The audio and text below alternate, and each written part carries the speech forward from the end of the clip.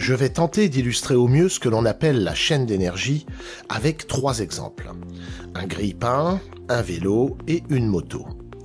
Nous l'avons vu dans la vidéo précédente, un objet technique a besoin qu'on lui fournisse de l'énergie pour produire l'effet attendu par l'utilisateur.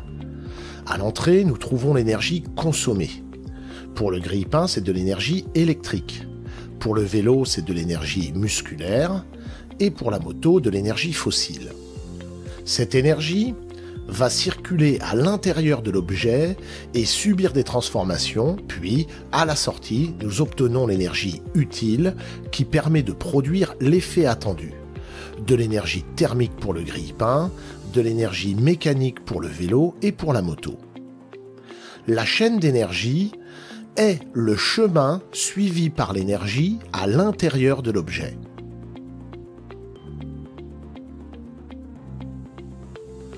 Ce chemin est jalonné d'étapes, 4 étapes pour être précis.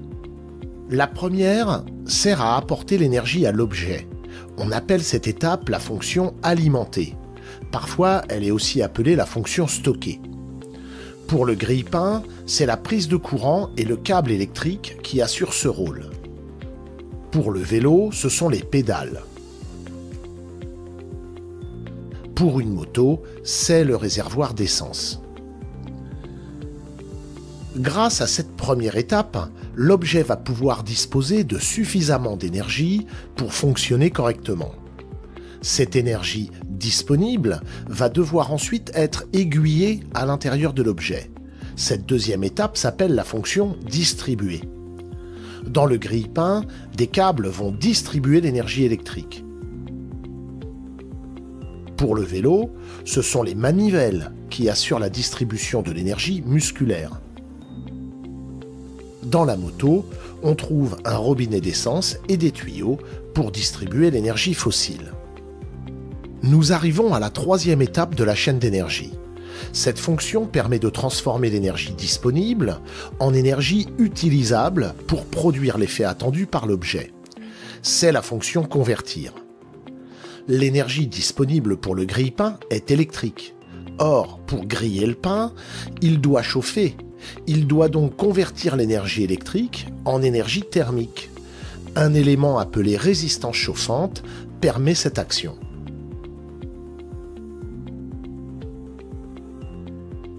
Le vélo doit convertir l'énergie musculaire en un mouvement, c'est-à-dire en énergie mécanique. C'est le rôle du boîtier de pédalier situé entre la manivelle et le cadre du vélo. La moto convertit l'énergie fossile en énergie mécanique grâce à son moteur.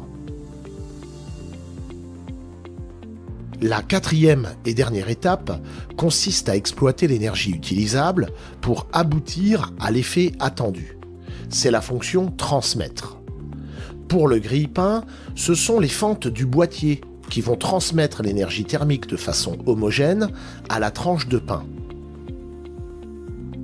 Pour obtenir le déplacement du vélo, les plateaux, la chaîne, les pignons, le dérailleur et la roue arrière vont transmettre à la route l'énergie mécanique produite par le pédalier. Sur la moto, c'est l'embrayage, la boîte de vitesse, le pignon, la chaîne, la couronne et enfin la roue arrière qui transmettent l'énergie mécanique produite par le moteur. En conclusion, la chaîne d'énergie permet de décrire le parcours de l'énergie dans un objet. Ce parcours débute par l'apport d'une énergie d'entrée et se termine par l'action précise pour laquelle l'objet a été conçu. La chaîne d'énergie est constituée de 4 étapes. Les fonctions alimenter, distribuer, convertir, transmettre.